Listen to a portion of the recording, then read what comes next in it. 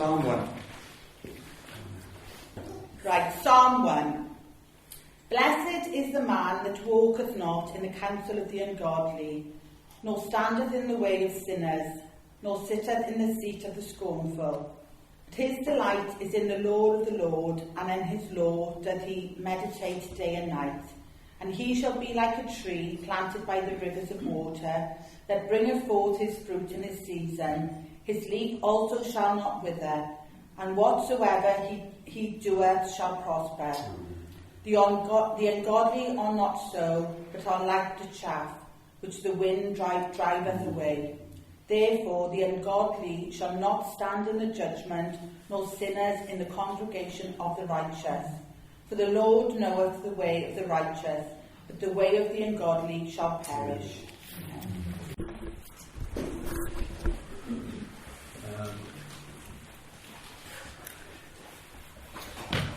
I've been looking at it for some time, actually, and been enjoying it. I've reading it both in the New King James and in some other translations or paraphrases, really, just to, I think when we have chapters or psalms that we're so familiar with, we can almost read them with our eyes shut, so to speak. We can just say, repeat the words, and you can just get through the psalm very, very quickly. But when you read a paraphrase or you read some other translations, they bring in the ideas that the psalmist is trying to bring out, and you look at things in a different perspective. I really recommend, I wouldn't always recommend the Living Bible, but the Living Bible for Psalm 1 and Psalm 23 especially really helps to throw some light on things. Not translating the words, but translating the thought that's behind both psalms. It really is. So John to know what title. If Bethan was here now, she'd be looking at me. What title are we going to have for this? And I suppose really to keep things straight, such are the godly, and then this evening, such are the ungodly.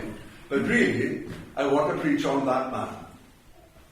And none of you turned around. I thought you would. I want to preach on that man, because that's what David talks about. He doesn't talk about a generalization of man or woman, like the man or a man. In the original, it says, that man. So it's not a personal testimony of himself. It is more an observation of what he's seen, what he's learnt, either from those around him that have influenced him. You can come across characters like that from time to time, can't we? That can be encouraging, inspiring, that can make you push on just a little bit further, that can make you say to yourself, well, I'd like to be like him or like her. And so we have this observation that goes on in the psalm. It talks about that man. And David is observing some of the things of that man and comparing them then to what he's observed to the opposite of that man. And the differences, the legacy even in their life that they leave behind, and what the future holds for them. So first a question, are you the person that's described this morning? Or are you someone else? Are you the person that's going to be described here, or are you someone else? Tonight we look at the path. And what path are you on? Are you on the path of the godly, or the path of the ungodly? That word path there means a well-trodden path. I don't know if you used to play in the woods when you were kids, and you had a well-trodden path, and you didn't err to the side because there were stingies there, there were brambles there.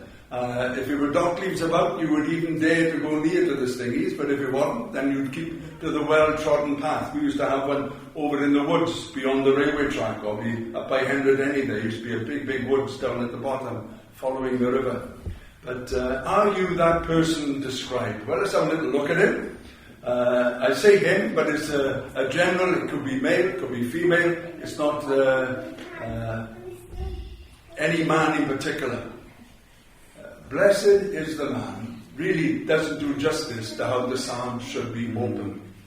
Spurgeon and David Pawson say that this psalm is the psalm that you must read and be right with, and if you're going to read the other psalms. You can't go pushing on into Psalm 23 before you read this one and have some experience of it. And so it's the gateway into the Psalms, to the highs and lows of life, And this is a psalm that can prepare you for it. But really its opening doesn't really do justice to how the psalmist is expressing himself. First and foremost, it's not just a case of blessed is the man. It's a case of, oh, the blessednesses.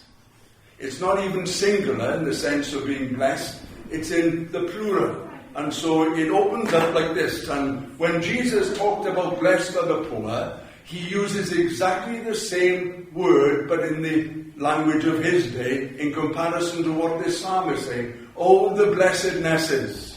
It's not a case of a singular blessing. It's a case of a multitude of blessings. We talked of rivers in this particular psalm. In a later verse, we talk about waters, and so it's in the plural all the time. These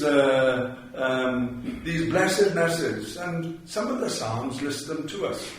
Some psalms bring them all together, not including everything. But Psalm 103 opens like this: "Bless the Lord, O my soul, and do not forget all his benefits.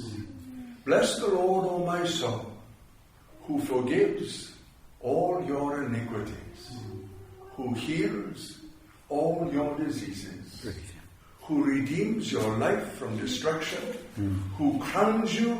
That means, that doesn't mean just a little halo over the top, as lovely as that could be. It means you're enswathed in loving kindness and tender mercies. There's the plural again, tender mercies. Thank you, God. Who fills your mouth with good things. The Living Bible puts it a little bit different.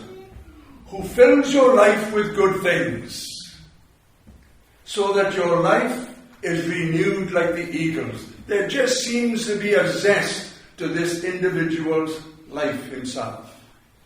And so we read of him that it's all the blessednesses then. It's the plurality of it, and it's the exclamation of it, that there's a measure of excitement as he looks upon this woman, this man, this group of people, or just a general heading of the godly, all the blessednesses. Balaam said exactly the same when he saw the children of Israel. When God spoke to him, Balaam said, "Oh, that my end might be like his." He envied it. Although he was a man trapped by greed and by money and everything else that went with it, not just the spirit that was possessing him in the sense of giving false things, the thing that really gripped him was money. And just now and again you come across people from time to time that are in the grip of things, and they see something different. And he looks at Israel. Remember, he looked at the back parts of Israel. He looked at those that may have been older and physically struggling with the travelling that was before them. He looked at the back parts that was not necessarily the strongest part. Oh, that my end might be like his. I'm not used to preaching, now my throat's not rolling up with that. The blessednesses then, streams of grace, rivers of it, an abundance of it. Just keeps on flowing. Just come to the end now, really. There's one chapter that's a little bit boring in there, but it's the story of Mary Slessor? Yeah, Mary Slessor, the missionary in Nigeria, working with the Presbyterian church there. But you read it first of all and you think, oh, this is going to be hard going. And then you come across this woman that is just a blessing wherever she goes. Could go in areas that no government official dared go into. Would confront and would minister to those that were cannibals, that were, just sheer vicious. Drunkards, everything. She would be there by herself, out in the field alone. It reminded me, not that Jean Oliver was by herself, but she was in a similar area in Nigeria, years and years later. But Mary Slessor, such an example. And so you have people writing of her. You have journalists, government officials writing of her. You have tribal chiefs writing of her. You have witch doctors that have been converted writing about her. You have her adopted sons and daughters. She would take in the twins. If you were born a twin at that time in Nigeria, you would be executed. And the mother would be executed or put out as trash into the jungles. And so she would go looking for the twins and confront the chief and say, "These children have a right to live." So she had this family of twins. A son called Dan that was a deep, deep favourite.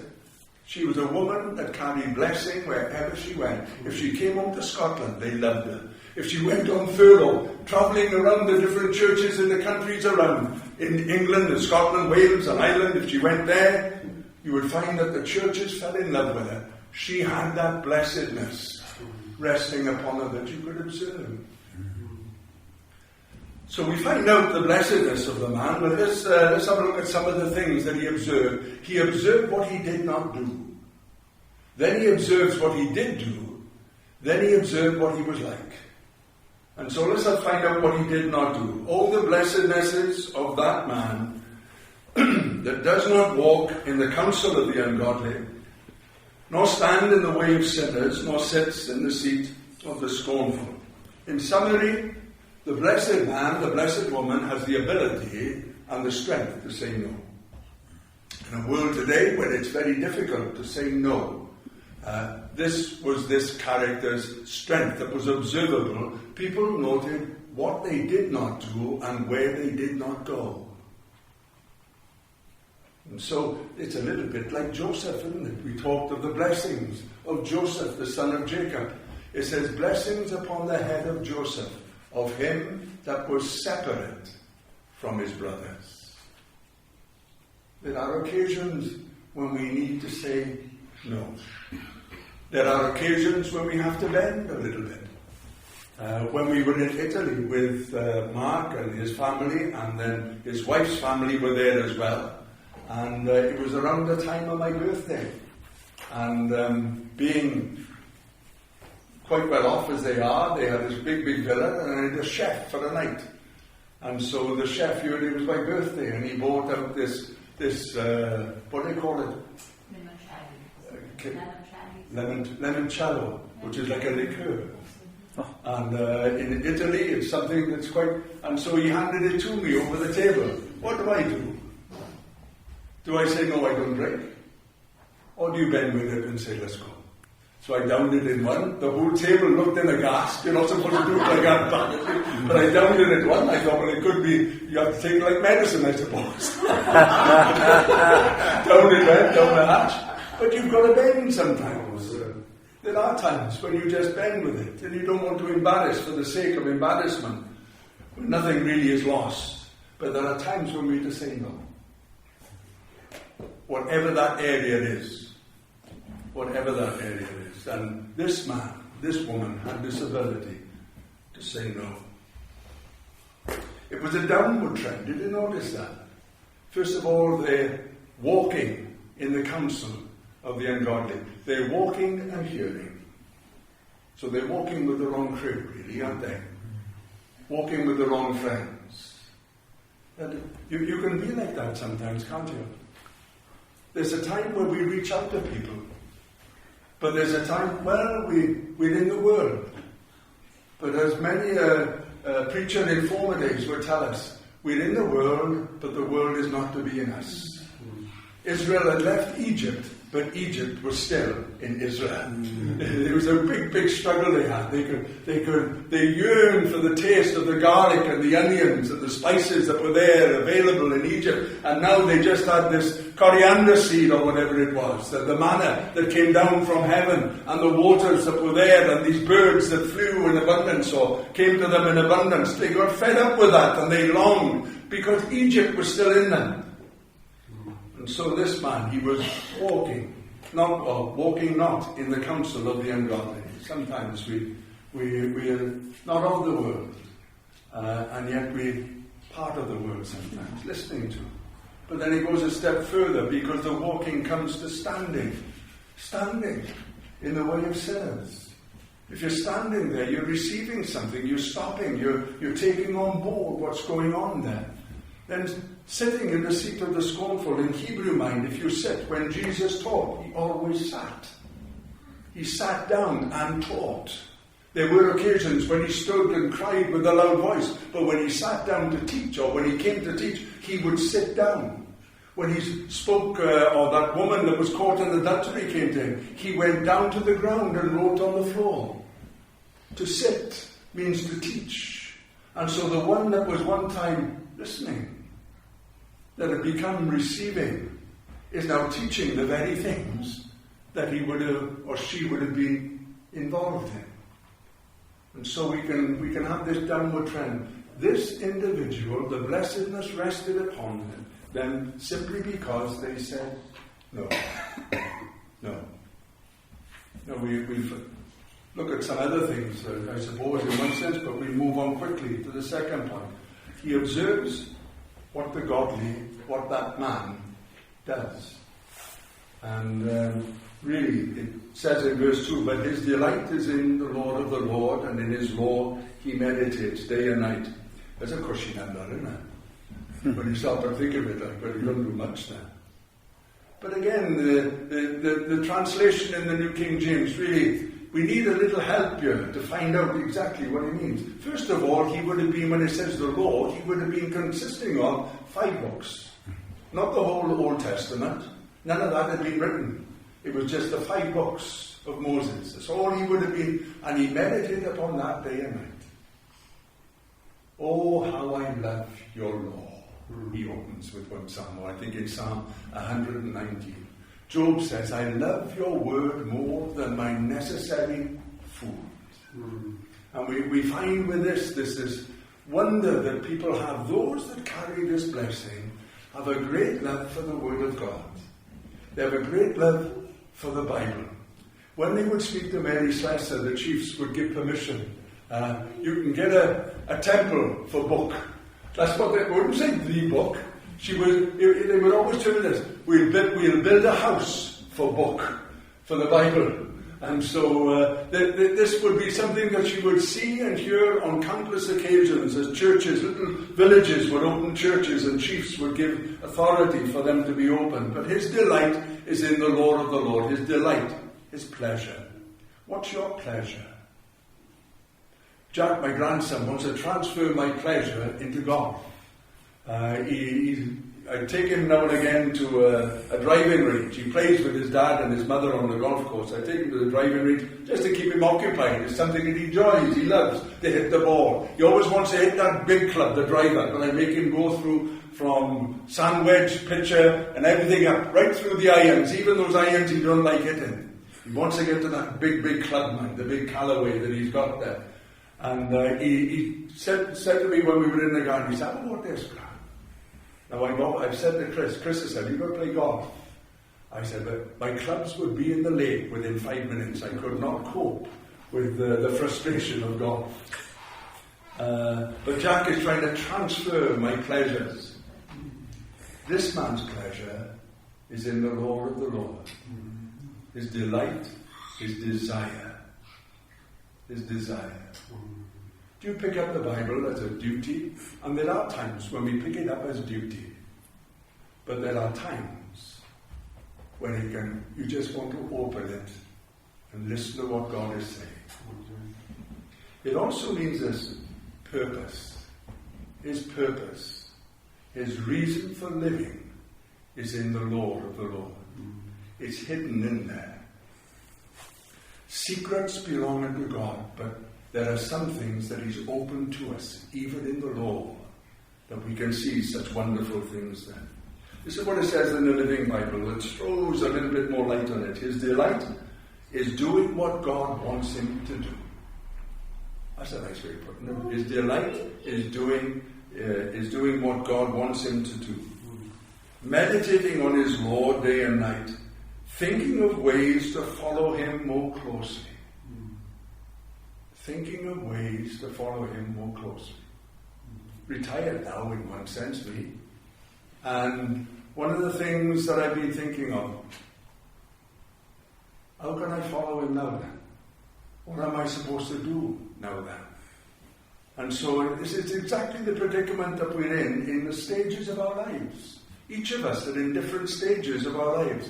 And so we can come to the Word of God and we can think about ways to follow him more closely. Yeah. Jesus said it almost identical when speaking to the disciples at the village of Sychar, wasn't it, when he met that woman at the well? My meat, my purpose, my desire is to do the will of him that sent me and finish his work or finish his course. And so we find with Jesus also, this is not just Old Testament stuff, it moves into the New Testament as well. So we find out what he doesn't do, what he does do. What's he like? He is like a tree planted by the waters. Or by the waters. By the rivers of water, whose leaf shall not wither, that brings forth his fruit in his season, and whatever he does shall prosper.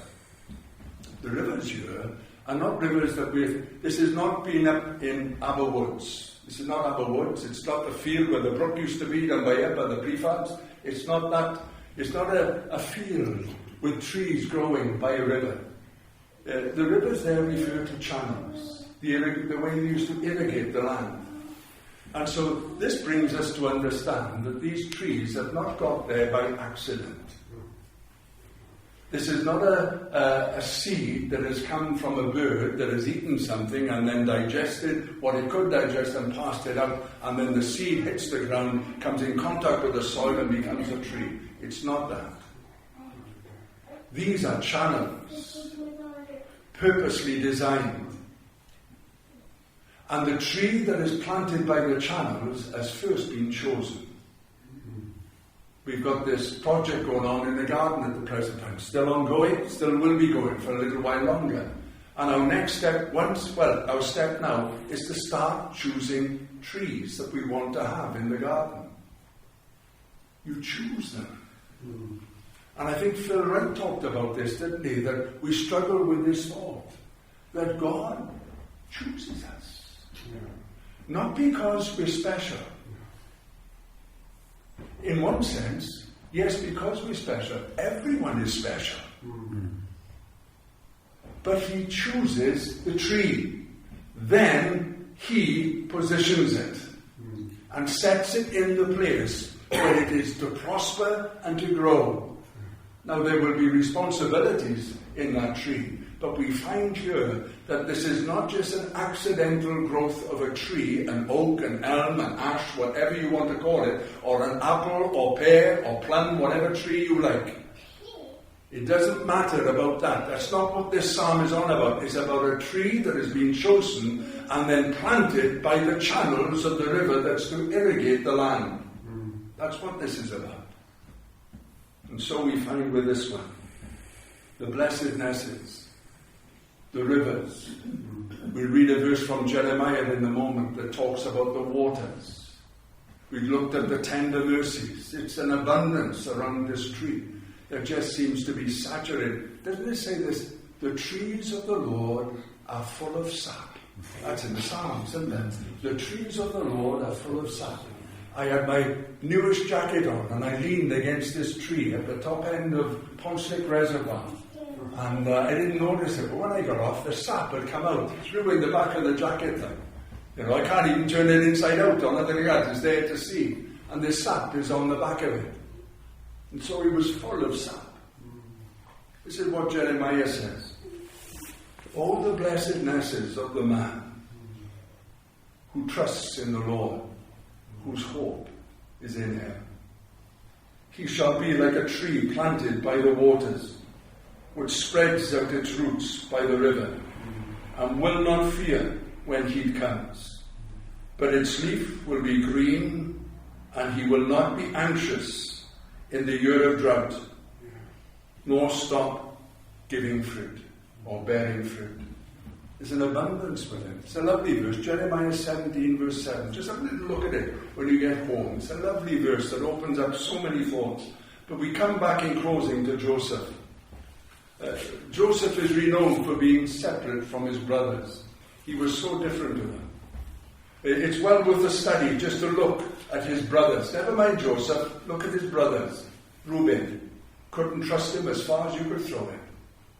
His father said, you're as unstable as water. 1 minute Reuben is there, the strength and the glory of his dad. The next minute, he's as weak as a kitten. Judah. Before we get to Judah, Simeon and Levi. Jacob said this about them. Simeon and Levi, brothers. They had an outrageous temper. that caused the name of Jacob to stink in the land. I understand why they did, why they wanted to defend their sister. But the way they did it was wrong. Interestingly, Simeon, the tribe Simeon, nor Levi were ever given their own land when they got into the land of Canaan. The tribe, the family, never recovered from those early days. Simeon borrowed land from Judah, and Levi was given land from each of the tribes in the cities of refuge. Nothing else was given them. Judah, he had a roving eye, an envious spirit. And then we move on to the other brothers. You go through them, the sons of Bilhah and the sons of whatever the other male was. You find with them that they too have I think it's just one or two of them, Benjamin being one, that is unblemished, untarnished by testimony in the Old Testament. Every other one of them has got something against them. Joseph kept himself separate from them. The wonder of it, isn't it? The wonder of it. I know we're all different in our families. Put me and my two brothers together, we look similar, we got similar eyes, similar features, that type of thing, but we're different. But the close proximity of family there in those early days, he kept himself separate from it. I'm not going down the road you are going. They look at him sometimes, the Sunday school teacher or the Sunday school books look at him as a blue-eyed boy with a silver spoon in his mouth. He wasn't that at all. Yes, there were things to learn and all the different things that God was giving to him. There's a way of dealing with it. But there was not that route that the Sunday school books seemed to tend towards, that he was a snitch that spoke to his father and told him about some of the brothers, what they were saying in the field. When we come to the law of God, what does the law say? If you hear conversations that are not right against the God of Israel, then you are to bring this to light. Granville going up to a prayer meeting. Big group of people up to the prayer meeting up at Abertrigger Mountain on a Tuesday night. Walking up the road and they're all talking together, and he walks up to someone, a group of people, and says, what you're talking about is not pleasing to God.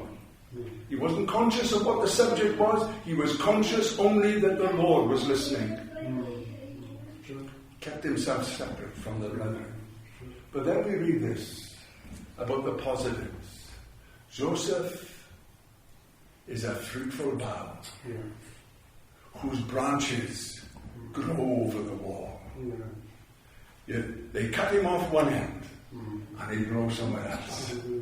They cut him off in Jacob's house, the Lord was with him. Down in the pit, the palace, the prison, wherever he has this testimony, the Lord was with him. And so Joseph, a fruitful bough, whose branches just run over the wall. He's giving fruit all the time. Well, time is gone.